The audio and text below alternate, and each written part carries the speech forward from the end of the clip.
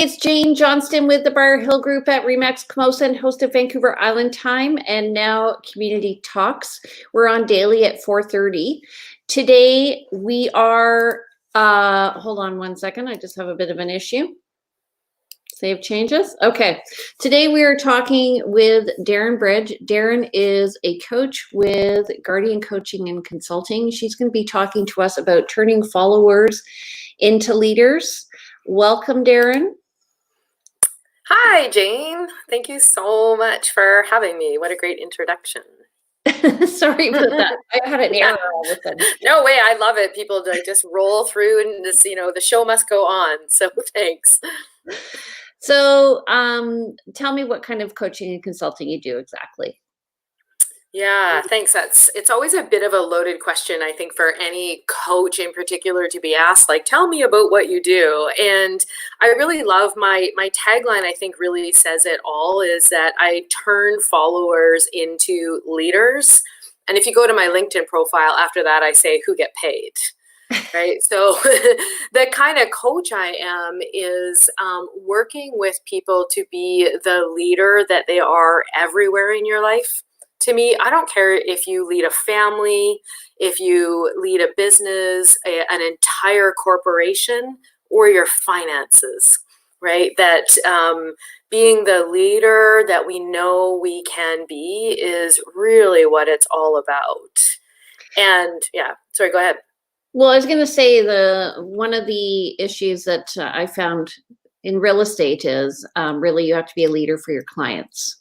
Yes. So you have to know what the vision is, understand what their vision is, help them move forward, identify like your basic steps that you need to meet your goal, come up with a project plan, and then implement. Is that what you do with your clients, sort of thing? And you hold them accountable? Yeah, there's so many parallels actually between this type of coaching and real estate people. So I can definitely speak through that lens, right? So the number one strategy that I have is commit to creating a business culture that actually inspires and sources you, right? As a real estate agent, I'm positive that you are not helping people buy a house that doesn't actually go with their vision, right? It doesn't serve the growth of their family or whatever vision they have for themselves there. So yeah, it actually starts with a vision, right? Really allow your heart and soul to be in this vision. And then, yeah, get serious, get a project design, get some structures in place about how you're going to get there, and be real super responsible about taking steps to make your vision come to life. So when you're saying sourcing, what do you mean? Source, what does that mean, that word? Oh, sources you rather than depletes you. Nice. Thanks. You. Yeah. I would say things like fills your cup, right? Really when we are going for something that is a real big desire that we have, there's gonna be times when you doubt yourself or your realtor or your coach or your dream or your vision. And so in those times that it gets tough, we have to really be sourced by how come we're doing it. It's not so much about what we're doing, but remembering how come we're doing it. What's your why? Yes, that's another way of saying it. Yeah, really, what is your why? That is so important to call you forward through the really tough times. Yeah, so I always look at that like kind of your internal GPS. So when you get to the point where you're at a crossroads, if you have a really great vision of where you want to be eventually, when you get distracted, it brings you back on course. So like nobody's going to be linear their whole business career. It's going to be, distract, go back, distract, go back. Yes. So yeah, which path will I go to? And that's another one of my strategies that I gave, was to stop running your business from your comfort zone, right? And sometimes when we come to those crossroads, it's like it's so tempting to go left. So comfortable there, so cushy, right? So you don't have to risk looking stupid or making anybody else feel bad or all those things we do to stay in our comfort zone. But from my vision, I know I need to go right. It's just, yeah. So you actually cut out a bit. So stop running your business from your comfort zone. You know what I find is in business, I've worked with a lot of entrepreneurs over the past 7 years since I was first a managing director at eWomen Network, and now I help people mostly in real estate. But I find that really people get comfortable with two things. One is their level of income, and the other is their workload. And often, like business, really, the sky's the limit. If you're creative, you can earn as much as you want. Do you find income is a glass ceiling for people as well? Like all of a sudden they kind of turn off. I know people who physically have like turned off as soon as they reach a 6-figure mark or something like that. Yeah, where they really hit that ceiling. I find one of the reasons why I added a financial consulting aspect to my coaching business is because money is the number one reason why people don't pursue their dreams and goals. Right? And my mission is really to have people running their money rather than having their money run them. So yeah, whether your glass ceiling is $20,000 or $300,000, I believe we all have a place where we will stop. Yeah. And yeah, the most hilarious thing about that is, money is the number one thing that they put in the way. Yet when I sit down with my people to look at their finances, they actually have no idea. Right? Yeah. So they're pretty sure that it's in the way, but they really don't know anything about their finances or how to run their business or their lives from that place. It's funny, when I got into my own business at the beginning, I felt very guilty about making money. And then I realized how tough it is. You know, if you look at the energy it takes to make the money, a lot of people, especially when they're new to an industry, they don't quite appreciate how much effort it took to get the lead, how much effort it takes to continue getting referrals and repeat clients, and just like the whole strategy behind it. Do you find that it's a bit of a mind game with people? Oh my gosh, it's all a mind game for people. And I love what you said about feeling guilty about making money. I think I'm sorry, everybody that is like done with COVID conversation, but it's hard not to bring it in. But it really magnifies. So people are on one hand where there's nothing they can do about their money in COVID.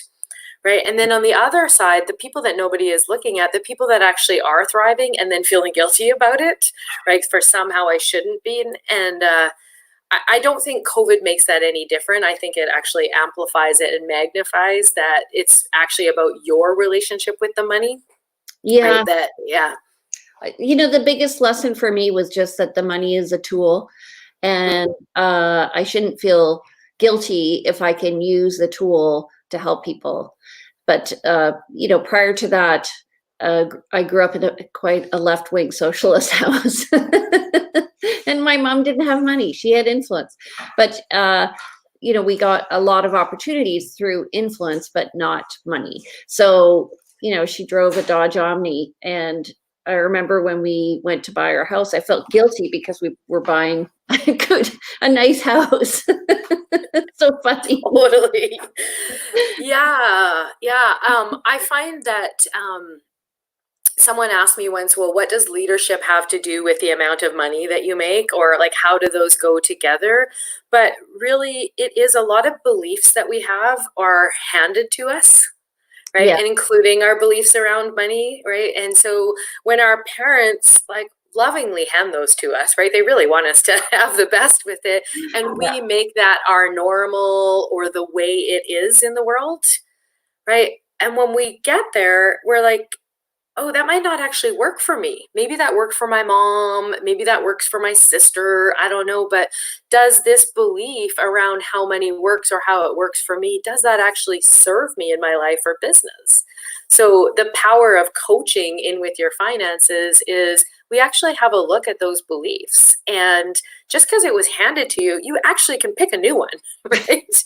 Like, oh, like, yeah, put that belief aside and choose one that actually empowers you. And I heard you do that where, hey, I used to feel guilty for making this money. And then I went, actually, the more money I make, the more I'm able to serve the people that I'm serving and make a difference in my community, with my family, right? Like there's such a ripple effect to these beliefs. Yeah. So what strategies do you do or do you implement when you're working with your coaching clients to get them to think about money in a positive way?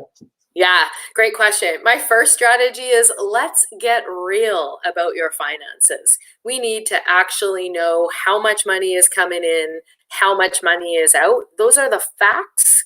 Everything else is all the stuff you're making up about it. Okay. So let's get the facts straight first, right? And then I think one of the things that people in general aren't aware of, and thanks for the opportunity to help make people aware, but there are so many strategies out there to help us eliminate and manage our debt, right? Yeah. Yeah, I don't know many business owners that haven't acquired some sort of debt, either in building their business or building a business that fails and starting again is kind of part of the deal. And there's so many strategies out there to help you eliminate and manage your debt. And ask for help. Ask for help. That's a huge issue. A lot of people right now, they're like, well, I don't need to ask for help. Well, you know what? It's a good strategy. And if you don't need help, you can give the money back. Right? Yeah. And I often help my clients see that they have become, I call it an involuntary client of the debt making industry. Like, make no mistake that there is an industry out there designed to have you in debt, and they actually rely on our humanity, the part of us that doesn't want to ask for help. Right? That's kind of embarrassed and ashamed, thinking we got ourselves in this position so we can't ask for help. So that's such an important part. Ask for help. Yeah, like don't pay till 2020. Well, you know, you're in trouble now because you overpaid. Yes. I think the other thing that business owners are missing out on is all the strategies that there are to then protect your wealth. Right? Yeah. So I used to think things like, I thought life insurance was for old people. Right. Yeah. And it's actually, there's so many business advantages to all kinds of insurance, health or disability insurance, life insurance, critical illness insurance that actually do have more of an investment component to them than they do. Then they're not just about life. They're about an investment that you get a payout at the end. It's like a bond or something, right? Yes. And really having you know, our goal in business is to make money, but how do we then protect it, right? Like, God forbid something like COVID-19 should hit, right? Like, this is an unheard of phenomenon, but there's a lot of people that are getting now the advantages of that, and the people that already have it in place, because your foundation crumbles, right? If you don't have the kind of the steps and the things in place to hold your wealth and allow it to grow, it crumbles in times like these. Are you finding that your coaching clients are asking different questions of you now that they're in the situation? Mm-hmm. What's the difference in the questions? I think that it provides, well, first of all, there's a lot of panic, right? And so, you know, just some breath. But if we switch from panic to urgency, right? Yeah, that, you know, panic is kind of a reaction and a reactive state, but urgency, right? Life is precious and urgent, right? And if we actually take the steps now that we've been putting off for whatever reasons, right? that we are just better equipped to deal with anything that life throws us, right? There's a reason why it's called the entrepreneurial roller coaster, right? Right. Yeah. COVID-19 might be one of those things that actually takes you right upside down on the roller coaster, right? But there's, always ebbs and flows and dips and valleys. Yeah. Well, what I find when I've been working with business owners is if you look at, this is the x-axis, and over time, we're, as an entrepreneur, you're going to go up and down, and what you want to do is even out that income over time, which you do through good business practice, but also sometimes, in the what throws people out of business is when the down is down and they don't have the income, and then they're booted out. So really, if you can sort of build up your wealth so that you have a consistent income over time, that's when you are, to me, that's when you're successful, right? Yeah. Plan. Yes. And that, if you think about it, that's exactly how a fund works over time financially. People only want to see it going increasingly getting better, but it doesn't go like that. It's actually results over time. Yeah. And yeah, so when you said, oh, are they asking you different questions? It's it's the panic from the dip. Right. Right. Yeah. And again, with that strong why or how come you would in place, it allows us to endure the dips in financially in the market as well. Right. Yeah. So, where did you move from into coaching? What did you do before? Oh my gosh. Yeah, I hail from the world of dentistry. I was a dental hygienist for probably close to 20 years. Dental hygienists make great realtors. I know a couple that are. You know why? Tell me. Focused. Say that again? You're detail focused. You pay attention to the details. So I can see in coaching why that would apply. It's a great, yeah. I like it. The skill set. Yes. Is very structured and consistent and paying attention to the detail over time. Yep. Yeah. Yeah, exactly. Staying with people, right? Yeah, through their entire experience, right? Yeah. It's funny, I get asked that a lot. They're like, wow, that's a big change, like dental hygiene to coaching. And I'm like, it's actually not when you look at the transferable skills that we have. Yeah. Yeah. And I'm besides that, maybe I wasn't a very appropriate dental hygienist. I don't know. Don't tell my boss that, right? Because I don't know how many times I've sat someone up in a chair and they looked at me and went, I can't believe I just told you that. Well, I found as a teacher, I was a phys ed teacher. So, other than the fact that I'm really good at avoiding balls as they come past my head, really it's managing in multiple things at one time. So I appreciate that, that as a dental hygienist, you're doing that. Okay. So let me just get back here. So you have these clients and you're getting them on track financially. You're getting them on track in terms of their business. And so now they're ready to take the next step. What's the next step? Yeah, thanks. I think I just want to go over the steps that it's really start with the end in mind, right? You and I already talked about project design, and then you kind of carve out a potential path. I think that's really important, that this is our potential path. We don't actually know how it's going to go. And then your question was, and then what? Forgot the question. Yeah, because now, to me, they were going to be stepping into a leadership position. That's the point, right? Yes. What does that mean for you and your clients? I think what that means is,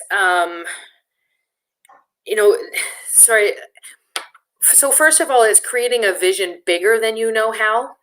Right. And so what that means for me and my clients, and you already spoke to it, is a lot of not just holding them accountable. It's not like I have a big whip and I'm like, you better do the thing. Right.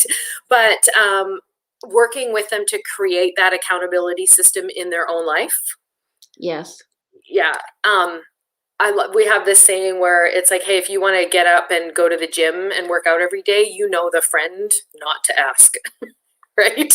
There's either going to be the one that lets you down every time, or there's the one that's going to make you get up and do it every single day, right? Yeah. So, yeah. And I agree, like, because at the end of the day, it's not the coach who does the work. Nope. It's you who does the work, and you should be the one who's proud of doing the work. At the end, your coach can be proud of your behavior, but you are responsible for your own behavior. Yeah. Okay. And so start with the end in mind. And what else? Yeah. Yeah. Have your plan. And then it's really just taking that ginormous goal and breaking it down into next steps, right? So manageable steps, and then talking about what will I do next. And I think another strategy that I have and I work with people is actually taking the action will make a difference, right? Because we can all get really busy and do the things that are in our comfort zone, but it's not, you're kind of going in a cul-de-sac and it's not really moving you towards your goals. So I don't know if you can relate to this, but when I was in university and I had a big project to do, I all of a sudden felt like baking cookies, right? I don't even bake, right? But these are the things that we can get caught up in, right? So kind of busy as a strategy to actually avoid the uncomfortable action, and the actions we actually know it will make a difference. And so, yeah, accountability and support to take that next step. So one of the things I've found, again, working with people as a mentor, is that you're in the right place when you have that fear, which is from being uncomfortable. Yeah. But how, as a coach, do you help them move past that when they freeze? Because often I think coaching is helping people. It's like a dance: 2 steps forward, 1 step back. How do you help them overcome that? Nice. Well, I think the first thing I do is actually just get with them in the freeze, right? Like, hey, I notice you're frozen. Right? And yeah, and really, from my perspective, it's actually okay if you freeze, right? So again, not making them feel like freezing isn't a viable option. Yeah. But again, we're back to that crossroads, and then really working with them about, well, what is the next step for you to take, and who actually do you want me to be for you in that step, right? Sometimes I use an analogy of, my daughter's going to kill me for this, but when she was little, she used to like to go swimming, and she used to like to jump off the diving board, right? But she was a scaredy cat, so she used to make me go and like swim and hold a noodle at the end of the diving board in the water. Yeah. She never actually grabbed the noodle or me, right? But something about knowing it was there allowed her to jump, right? So, sometimes I will actually share that story with my clients and go, look, like, I can get out walk the diving board with you and hold your hand and jump with you. Or I can walk out there with you and push you when you're not looking, right?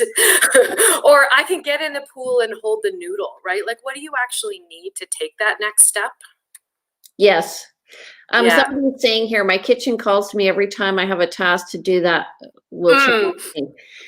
And I agree with that. In phys ed, what we used to do was we would, if we asked them to, let's say we're teaching high jump, we would have a graduated scale. And sometimes they just needed to take the little jump first before they went over to take the big jump. But they chose where they could take the jump. And so they would experience success as they were doing it. I do you find some people are afraid of success, that when they get there, they're like, oh my goodness, this isn't where I wanted to be. Yeah. And sometimes that's a place to explore too, right? You're talking about the ceiling. How much goodness can you be with, right? Is a place for people to explore. And it's a place that we like unconsciously cap. Right. That's what, exactly. That's the feeling. The feeling can be self-imposed, right? Yeah, it actually almost always is. Yeah. And so sometimes if the success in your business or your life, we might actually practice being with success in other areas, right? Maybe I'm super comfortable being an amazing high jumper, right? But I'm not super comfortable being an amazing coach, right? So we might like, how much goodness can you be with as a high jumper? Maybe I like plaster all my trophies all over the room and allow myself to bask in that goodness, right? It's really about not separating ourselves as a human from our business. Right. Yeah. So, when you wrote to me, you talked about learning the skill of enrollment and the importance of creating the win-win everywhere. What does that mean? Nice. I think that if we go back to our conversation about people feeling guilty making sales during COVID, right, is a great example of it, where if you're doing it from a place of a win-win, right, where I'm going to win because my business is going to make all this money and for whatever our reasons are, but I'm actually providing a service that is so needed right now, right? There's a win-win. And so enrollment, I call enrollment the energy to move mountains, right? And I'm sure you've had this happen before, where the home that you're showing somebody is slightly over their budget. Yes. Never. And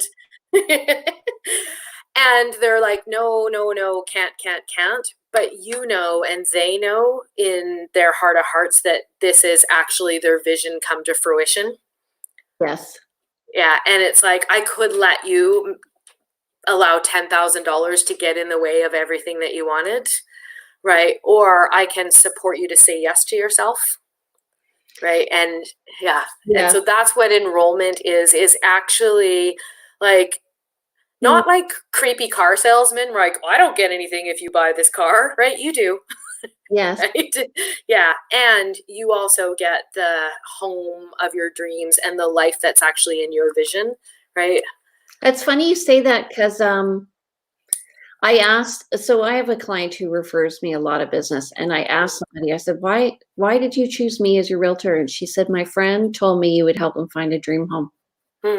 And I was like, wow, that's really like, and then I realized that if probably like coaching, I'm, I don't find I'm helping people find homes. I'm helping them transition from one place to another, which is the same as you, correct? Yeah. And so you're really listening in the conversation. What is it that they really want? Yes. And if somebody says they want money, to me as a coach, that's not an outcome. That's a product. It's a byproduct.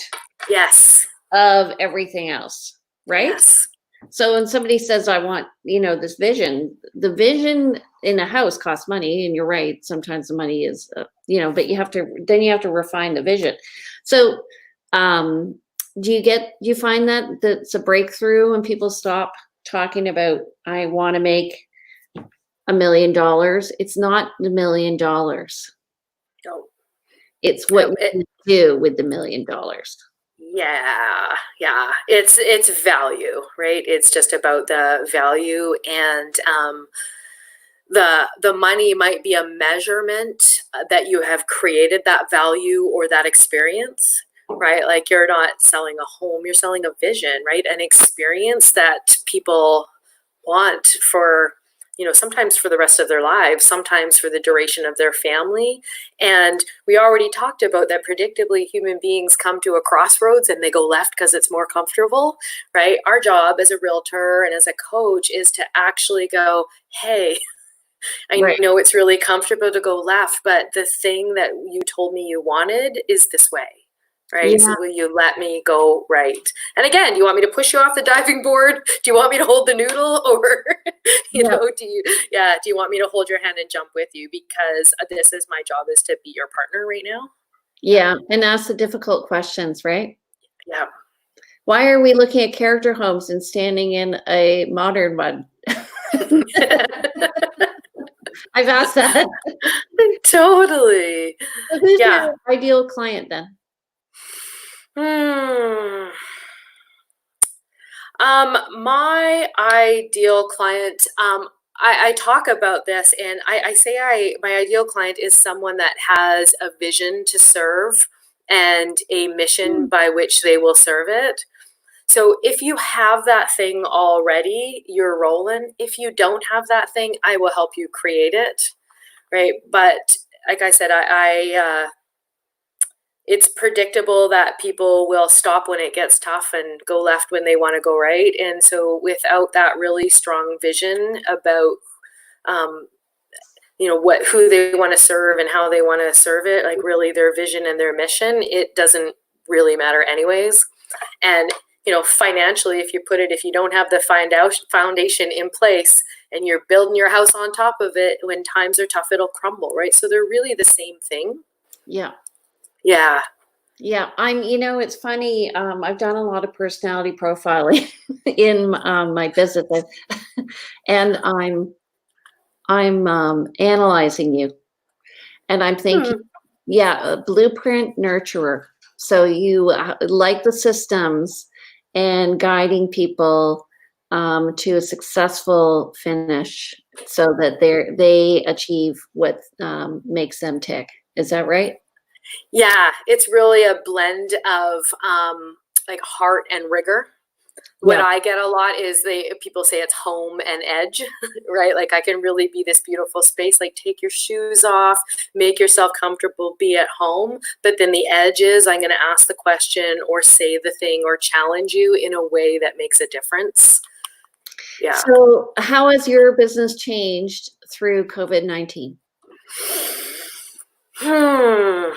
What a great question. I think the number one reminder that I am given and that I have for other people is that it is not business as usual, right? Like there is no way that it's business as usual. And it doesn't mean that we have to freeze or stop. Yeah. Yeah. So one of the ways that my business has changed is stopping and breathing long enough to be with people in that space, because it takes a minute to get their bearings. Right. Yeah. And the last time I remember my business being like this was actually when Trump got elected.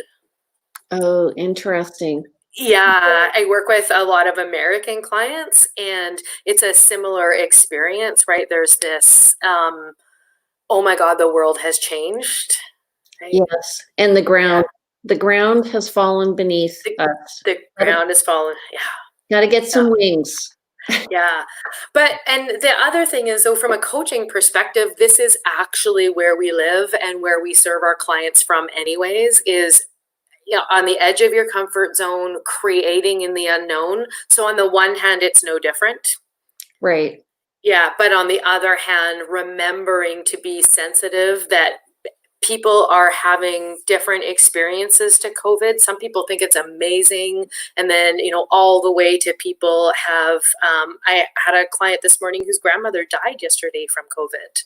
Right. Oh. And so taking the time to be with people in their humanity and then not stopping at the same time. Yeah, I found, what you started out with was really interesting when you said how everybody responds to stress differently. And, a lot of people who are task oriented, all of a sudden when the task changed, they felt very disoriented.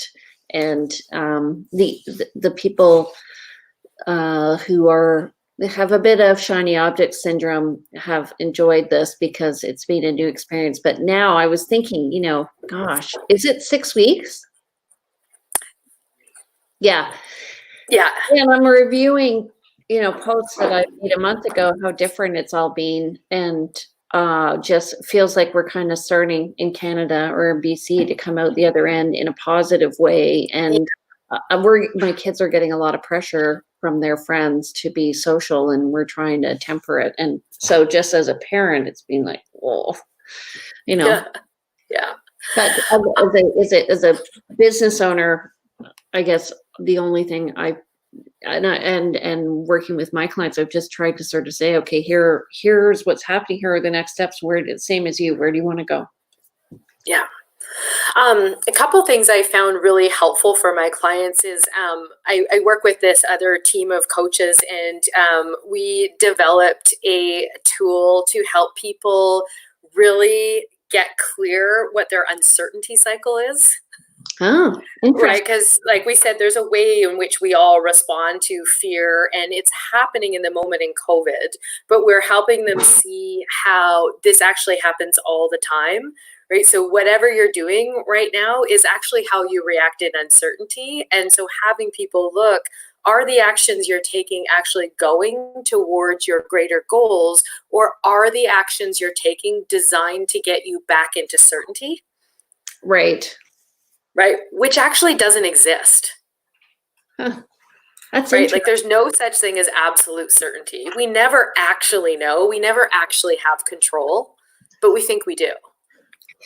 Right. Well, I find just as an entrepreneur, so probably your client, you know, I'm going through, when things are going great, I'm like, yeah. And then when things are going crappy, I'm like, no. And I always think, what helps is wisdom over time as you begin to realize that, okay, and probably this is why you need a coach, everybody, is because they're the people who tell you, you just keep going, because keep on the path, right? Yeah. I'm so sorry, Jane. I just sent you a message. I'm like, I actually lost my audio for a second. Okay. Yeah, and so I caught the beginning of that and the end. So That's okay. No worries. okay. Don't worry. Is there anything you want to close out with? How about how people can get in touch with you? Yeah, call me. You can, my email address is the best way to reach me. If you need to reach me faster, text me. If you need to call, like if you call me, I probably can't answer, and I don't often check my voicemail. So yeah, definitely reach out. Come to me through eWomen, come to me through Facebook, but email is the surefire way. So Okay, and you work with clients both in Canada and throughout the world? yeah, really all over the place. Yeah. Okay. Yeah. Awesome. Well, thank you so much. I learned a lot today. It was a really great talk. Yeah, it was really great, Shot. Thank you so much for the questions and the opportunity and amazing conversation. Thank you. You're welcome. Okay, look, tomorrow we're going to continue on with finances, but it's going to be more of the mortgage nature. So we're going to find out if you still need help, what kind of assistance you can get. We're going to talk to Jennifer Lowe of Modern Mortgage Group. And if you want to be on the show, please message me. And if you want any information about real estate, just also message me. I'm happy to figure out what's going on in your neighborhood. So thank you again, Darrin. We will see you later. Hold on, we have two great information. Thanks, ladies. This has been amazing. Awesome. Glad to be of service. Yeah. And I hope to meet with you guys soon online. Take care. Bye-bye. Thanks, Jane. Bye.